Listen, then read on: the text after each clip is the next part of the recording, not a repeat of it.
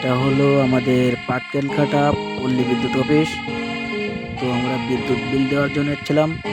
এখন আমাদের বিদ্যুৎ বিল দেওয়া শেষ। এখন আমরা বাড়ি যাচ্ছিলাম, তো ভাবলাম একটু ভিডিও করি, তো ভিডিও করলাম।